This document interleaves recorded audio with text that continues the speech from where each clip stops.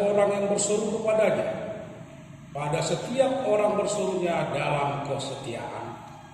Ia melakukan kehendak orang-orang yang takut akan Dia, mendengar teriak mereka angkat tolong dan menyelamatkan mereka.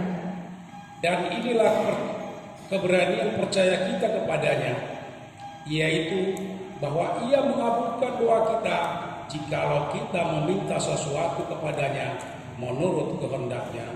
Marilah kita berdoa. Ya Tuhan Allah yang Maha Kuasa, Allah Bapa kami, dengarkanlah kami, curahkan Roh Kudus-Mu, dan berilah hikmat yang daripada-Mu kepada seluruh umat-Mu, supaya kerajaan-Mu semakin berkembang dan firman-Mu yang kudus semakin berakar di dalam hati sanubari umat-Mu. Berilah sukacita kepada semua hamba-Mu untuk memberitakan firman, sehingga gereja-Mu semakin bertambah di muka bumi ini. Kuatkanlah iman kami untuk mengikut Engkau sampai akhir hidup kami. Dalam nama Tuhan Yesus Kristus kami berdoa. Amin. Tuhan Allah menyertai kita sekalian.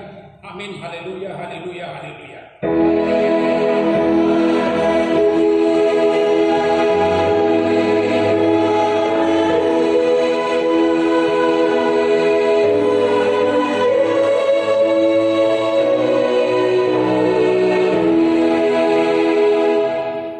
Marilah kita sama-sama memohon kekuatan kepada Tuhan. Ya Tuhan Allah kami, berikanlah kekuatan kepada kami untuk berbuat sesuai dengan firman-Mu. Amin.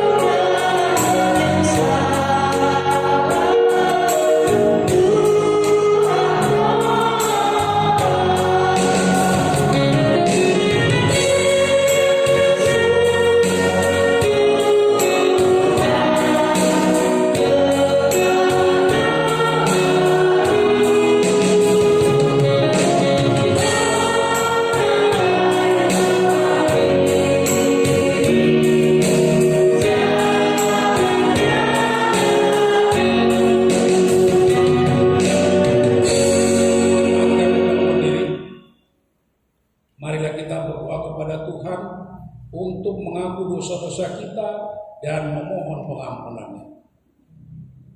Ya Tuhan Allah Bapa kami yang di sorga, hanya Engkau yang dapat memberikan pengampunan dosa melalui anak-Mu, Tuhan Yesus Kristus Tuhan kami, kepada kami orang berdosa ini. Kasihanilah kami yang sekarang menyesali dosa kami.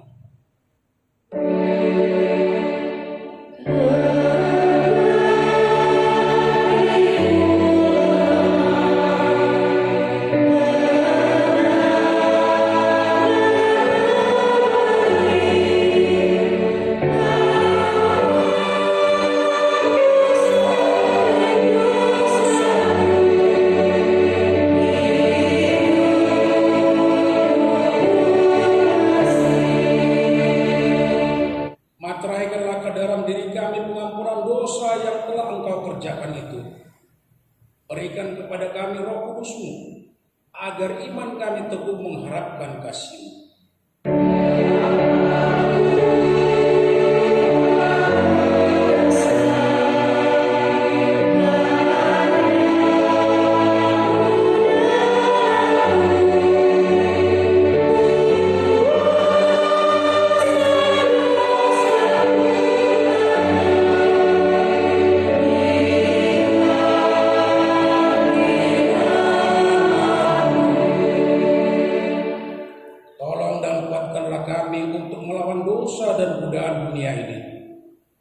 Kami menyerahkan diri kami, tubuh, jiwa, dan roh kami menjadi persembahan yang kudus kepadamu melalui anak-Mu Tuhan Yesus Kristus Tuhan kami. Amin. Marilah kita mendengarkan janji Tuhan mengampuni kita dan menghapus dosa-dosa kita.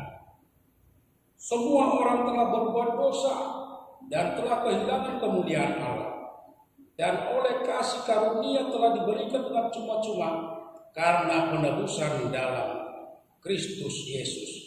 Kemuliaan bagi Allah di tempat yang maha tinggi. Amin. Jemaat kami undang dulu.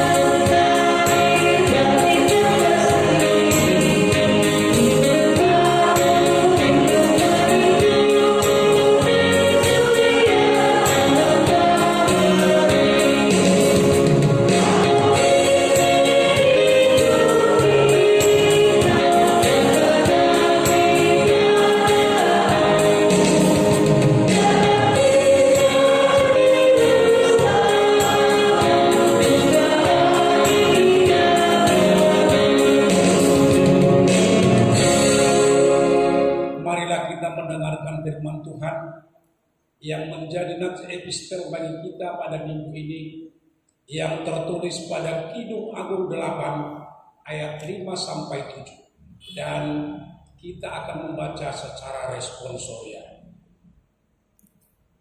Siapakah dia yang muncul daripada gurun, yang bersandar pada kekasihnya? Di bawah pohon apel kubangunkan engkau, di sanalah ibumu telah mengandung engkau, di sanalah ia mengandung dan melahirkan engkau. Taruhlah aku seperti materai pada hatimu, seperti materai pada lenganmu, karena cinta kuat seperti maut, kegairahan tinggi seperti dunia orang mati. Nyalanya adalah nyala api, seperti nyala api Tuhan. Air yang banyak tak dapat memadamkan cinta. Sungai-sungai tak dapat menghanyutkannya. Sekalipun orang memberi segala harta benda rumahnya untuk cinta, namun ia pasti akan dihina. Demikian firman Tuhan. Marilah kita berdoa.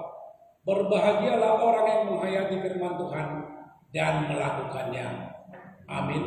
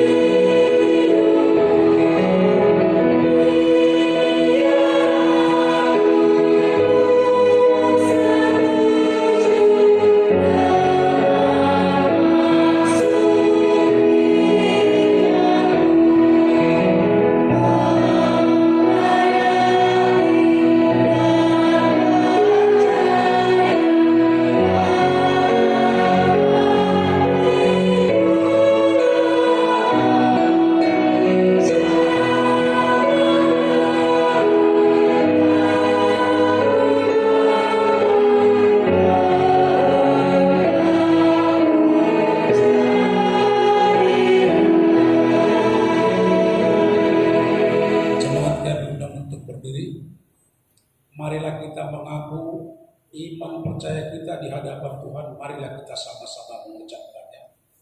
Aku percaya kepada Allah Bapa, pencipta langit dan bumi. Aku percaya kepada Yesus Kristus, Anak Allah yang tunggal Tuhan kita, yang dikandung daripada Roh Kudus, lahir dari anak darah Maria, yang menderita di bawah pemerintahan Pontius Pilatus, disalibkan, mati dan dikuburkan, turun ke dalam kerajaan Allah, pada hari yang ketiga bangkit pula dari antara orang mati, naik ke surga, duduk di sebelah kanan Allah Bapa yang Maha Kuasa, dan akan datang dari sana untuk menghakimi orang yang hidup dan yang mati. Aku percaya kepada Roh Kudus, gereja yang kudus dan am, persekutuan orang kudus, kebangkitan daging dan hidup yang kekal. Amin.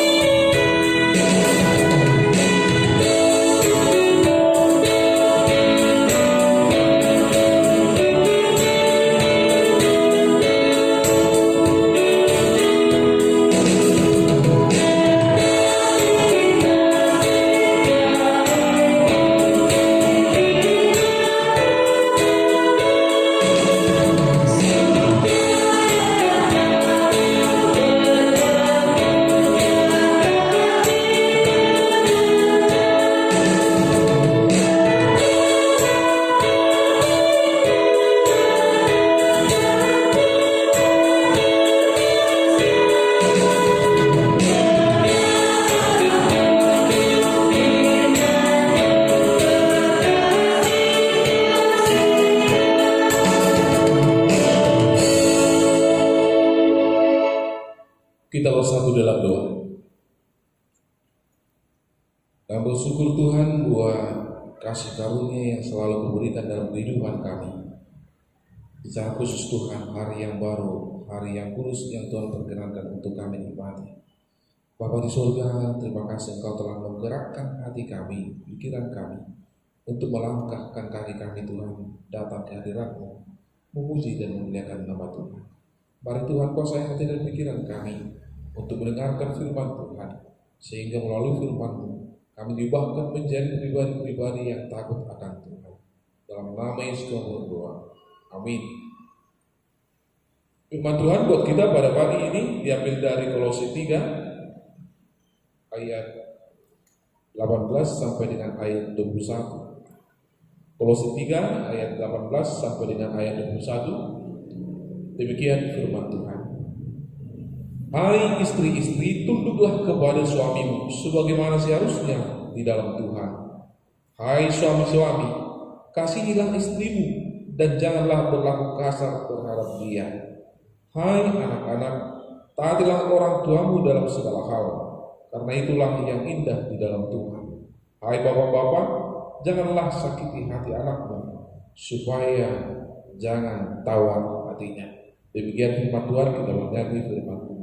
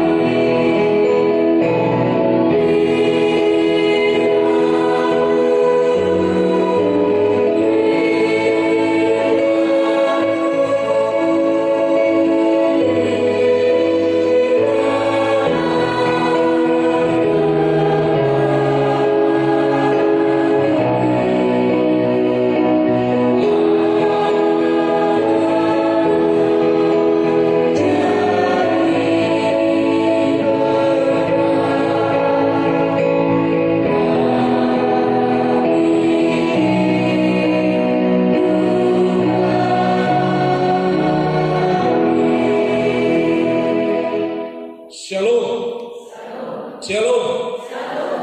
Terima kasih buat Bapak Ibu saudara yang terkasih dalam nama Tuhan Yesus Kristus. Pada minggu kita pada hari ini kita disuguhkan dengan tema minggu kita, membangun keluarga bahagia. Membangun keluarga bahagia. Yang pasti Bapak Ibu, setiap orang merindukan, mendambakan keluarga yang berbahagia. Setiap orang pasti merindukan keluarga yang berbahagia. Membuat keluarga itu mudah, gampang. Tetapi membangun keluarga berbahagia itu perlu pengorbanan. Oleh karena itu Bapak Ibu saudara yang terkasih dalam nama Tuhan kita Yesus Kristus, ada 4 hal patron atau aturan yang diberikan oleh firman Tuhan buat kita, bagaimana supaya keluarga kita itu berbahagia, bagaimana supaya keluarga itu penuh damai sejahtera, bagaimana sebenarnya keluarga itu menjadi saluran berkah dan menjadi tempat perlindungan setiap orang yang tinggal di dalamnya. Paulus memberikan 4 kriteria, aturan yang harus kita turuti untuk membangun keluarga yang berbahagia. Yang pertama, hai istri-istri, tunduklah kepada suamimu sebagaimana seharusnya di dalam Tuhan. Hai istri-istri, tunduklah kepada suamimu sebagaimana seharusnya di dalam Tuhan. Yang masih gadis nanti akan menjadi seorang istri, ya. Pasti nanti akan memiliki suami. Yang memiliki suami, ini yang perlu dilakukan. Ya. Saya tidak mau mengatakan bahwa bersyukurlah yang sudah janda, ya. Saya tidak mengatakan itu, ya. Tapi ini juga perlu diajarkan kepada anaknya, walaupun dia sudah gak lagi memiliki suami, tapi ini juga perlu diajarkan kepada anak-anaknya, kepada anak gadisnya nanti, supaya ketika dia berkeluarga, dia tahu bagaimana caranya untuk membangun keluarga yang berbahagia. Yang pertama harus tunduk sebagaimana di dalam Tuhan. Tunduk di dalam Tuhan itu harus kita pahami yang pertama, bahwa kita tidak pernah ragu, bahwa kita tidak pernah juga Bapak Ibu salah paham atau meragukan bahwa Tuhan itu akan selalu berbuat yang terbaik kepada kita.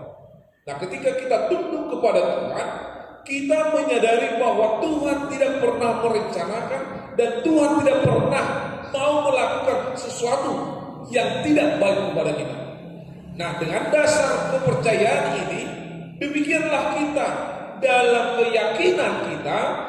keyakinan seorang istri kepada suaminya, menyerahkan jiwa raganya di bawah naungan suaminya, karena dia menyadari bahwa tidak akan mungkin suaminya berbuat yang tidak baik, sebagaimana Tuhan tidak akan pernah berbuat yang tidak baik kepada umatnya. Makanya Paulus mengatakan, hai istri-istri, tunduklah kepada suamimu sebagaimana seharusnya di dalam Tuhan.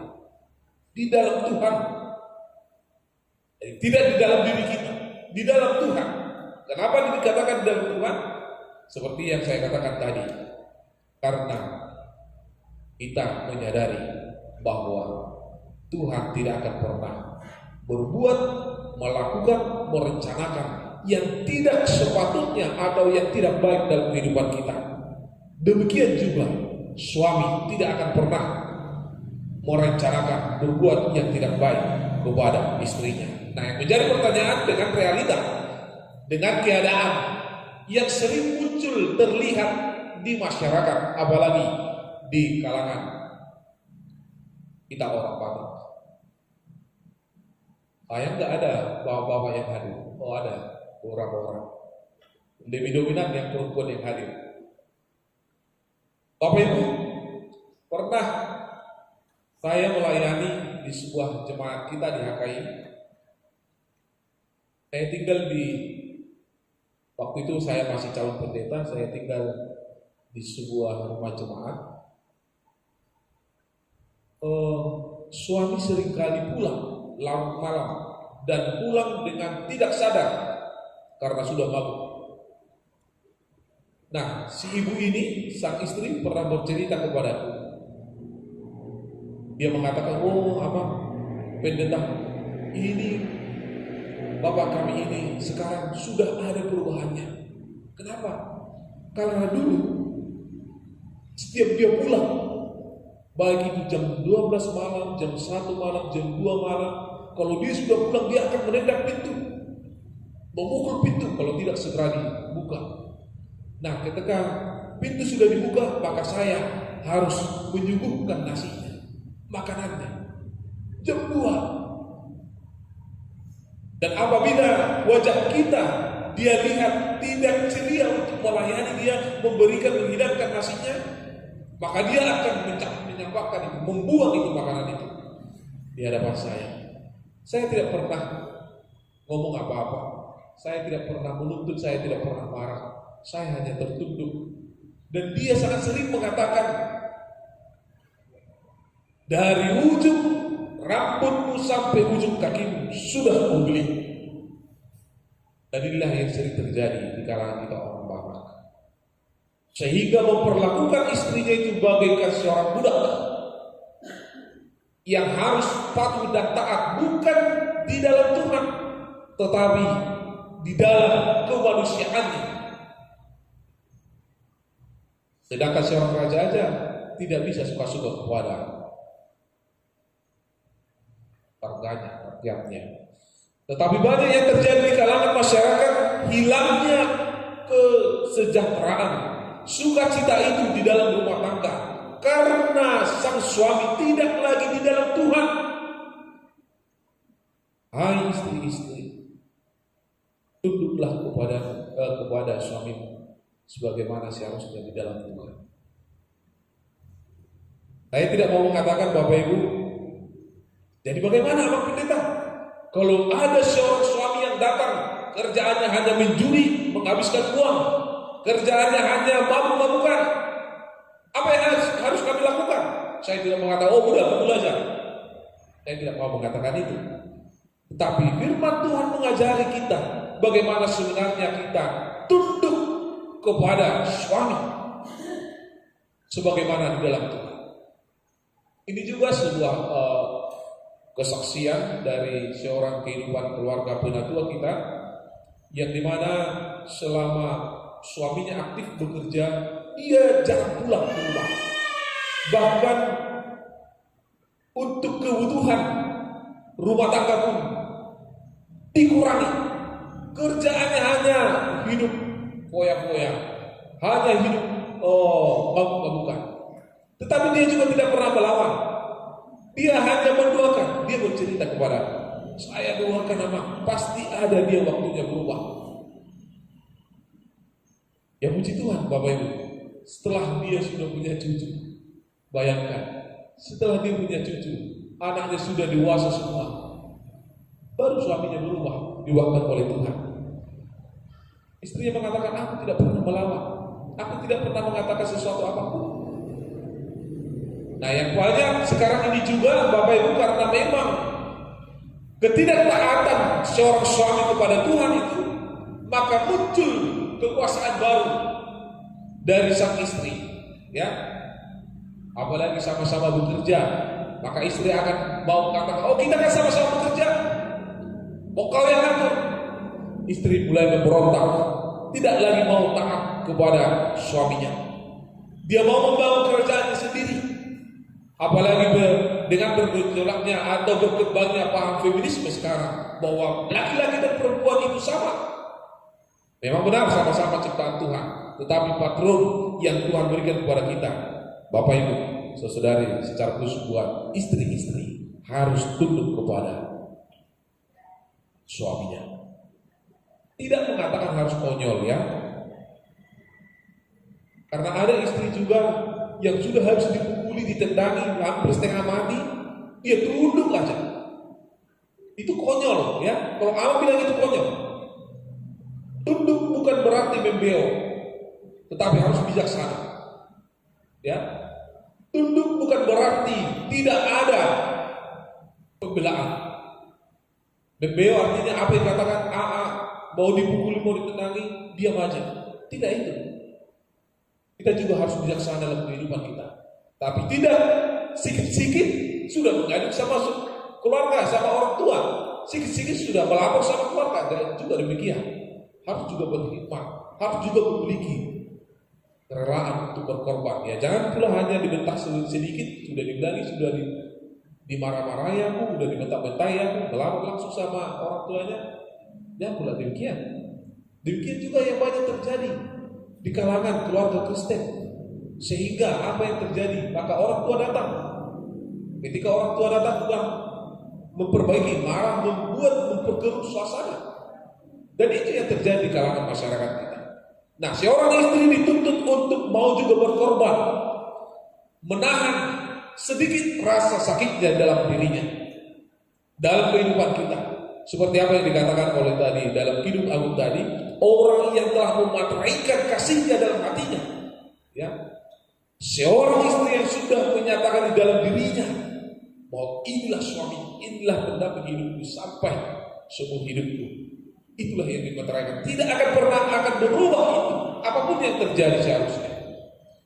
Saya pernah memiliki pengalaman waktu perjalanan dari Pasikaman, waktu Amang melayani Pasikaman, berjumpa kami naik mobil mau ke Tarutung. Pas sebelah saya ada dua ibu-ibu yang berjualan setiap hari ke Simulga. Berangkat, mereka katanya mau berangkat jam 2 pagi untuk jualan di sana. Kebetulan jam 7 malam kami naik dari Persinggaman, kami mau merayakan Natal waktu itu, Natal bersama satu resort, karena akan diadakan malam waktu itu, maka kami menyetok mobil tepat persis di sebelah. Maka seorang ibu mengatakan, menyaksikan tanpa menyadari orang yang ada di dalam mobil itu siapa. Dia mengatakan, kalau Bapak Zewin mati sekarang, aku sangat bahagia. Kalau mati Bapak Zewin Somari, itu macelas Pak, katanya. Dan aku tidak akan menangis karena sakit hatinya. Datang kawannya, masa kayak gitu kali? Iya, katanya. Kalau dia mati sekarang, saya sangat berbahagia sekali. Karena selama kami bersama tidak pernah sesuatu yang baik dia lakukan. Tetapi dia selalu memperjuangkan anak-anaknya. Dia berjuang banting tulang, Bapak Ibu. Tetapi dia menyatakan itu dalam kesalahannya di hadapan umum, Bapak Ibu. Saya tidak ada ambil komentar. Tetapi Bapak Ibu saudara yang terkasih dalam nama Tuhan Yesus Kristus, seandainya itu harus terjadi dalam kehidupan kita, apakah memang harus kita ikrarkan? Haruskah kita bersumpah atas suami kita untuk kematiannya? Sekalipun tidak ada yang baik, apakah memang tidak pernah dia melakukan yang baik dalam kehidupannya untuk diingat? Bapak Ibu saudara yang terkasih dalam nama Tuhan Yesus Kristus, secara khusus kepada istri-istri, belajarlah untuk tunduk kepada Tuhan di dalam Tuhan, dan sekaligus berdoa selalu untuk perubahan suami yang kita harapkan, karena perubahan hati hanya Tuhanlah yang berkuasa untuk melakukannya. Bapak Ibu saudara yang terkasih dalam nama Tuhan Yesus Kristus, sebaliknya juga ada keseimbangan yang Tuhan berikan kepada kita, kepada suami. Hai suami-suami, kasihilah istrimu dan jangan berlaku kasar terhadap dia. Kepada suami juga diajar untuk mengasihi istrinya sebagaimana mengasihi dirinya sendiri. Kalau ini berjalan seimbang, tidak akan sulit untuk melakukan itu, saya pikir. Kalau suami mengasihi istrinya dengan sepenuh hatinya dan tidak berlaku kasar, seperti apa yang saya sampaikan tadi, ketika ada beberapa jemaat yang sharing kepada saya, Bapak Ibu, suaminya mau memukul, mau melemparkan piring, mau menghancurkan barang-barang di rumah. Tidak akan pernah ada keseimbangan dalam sejahtera dalam keluarga itu. Tetapi kalau suami mengasihi dan istri taat sama suaminya, itu akan berjalan bergandengan, dan itulah cara untuk membangun rumah tangga yang berbahagia itu. Jadi tidak sepihak. Jangan pula dikatakan istri nanti enak kali dia bilang gitu katanya. Jangan pula demikian. Enggak, sama. Mengasihi yaitu kasih. Kalau di dalam bahasa Yunani dikatakan agapo, kasih agapo, yaitu berasal dari kata agape, ya, agape, bukan kasih eros dipakai, tapi kasih agape. Kasih agape itu adalah kasih Yesus Kristus yang berkorban. Apa yang dilakukan Yesus kepada kita? Dia memberikan nyawanya, berkorban untuk kita. Begitu senangnya kita. Demikianlah suami harus berkorban kepada istrinya, membuat yang terbaik untuk membahagiakan istrinya, bukan memperlakukannya sebagai seorang budak. Dan itu yang terjadi. Memang budaya kita, Bapak Ibu, budaya Batak kita asli, memang mengajari istri itu harus diperlakukan hampir sama dengan budak. Maaf, Bapak Ibu. Karena di kalangan kita orang Batak, kalau dulu istri itu bisa dikembalikan sama orang tuanya. Puji Tuhan, setelah kekristenan datang, iman orang Kristen, orang Batak itu bertambah, maka itu tidak lagi terjadi. Puji Tuhan, tidak ada lagi sekarang. Karena firman Tuhan yang sudah menggarami, menerangi hati dan pikiran orang Batak. Tapi di beberapa daerah itu masih ada terjadi, Bapak Ibu. Dan bahkan ada yang bertuanya yang menyuruh, ya, untuk memulangkan, ada, Bapak Ibu. Bapak Ibu saudara yang terkasih dalam nama Tuhan Yesus Kristus, kasih suami itu, apalagi para laki-laki nanti akan menjadi suami, ingatlah harus berkorban. Jangan hanya waktu pacaran, kalau bulan, ya, kalau bintang, setelah beristri, setelah berkeluarga, dan lagi bulan, dan lagi bintang, jadi kayak lah begini, ya kan? Tak sukanya. Kita bangga, Bapak Ibu, Tuhan mengangkat harkat kita melalui firman Tuhan. Tetapi ingat, Bapak Ibu, kasih itulah yang paling utama dalam kehidupan kita. Bapak Ibu saudara yang terkasih dalam nama Tuhan Yesus Kristus, di dalam berkeluarga tidak hanya ada suami istri, ada anak. Dan apa yang harus dilakukan seorang anak kepada orang tua? Hai anak-anak, taatilah orang tuamu dalam segala hal, karena itulah yang indah di dalam Tuhan. Itulah yang indah. sudah mulai memberontak kepada orang tua. Ketika anak-anaknya dinasihati, ketika anak-anaknya diingatkan, maka dia akan memberontak sukaku, atau menggerutu, atau diam, atau pergi bersembunyi, tidak lagi mau menaati apa kata orang tuanya. Dan ingat, itu tidak indah di dalam Tuhan. Itu tidak cantik di hadapan Tuhan. Kalau tidak indah, tidak cantik, Bapak Ibu, itu artinya tidak disukai. Sesuatu yang indah akan dipertahankan.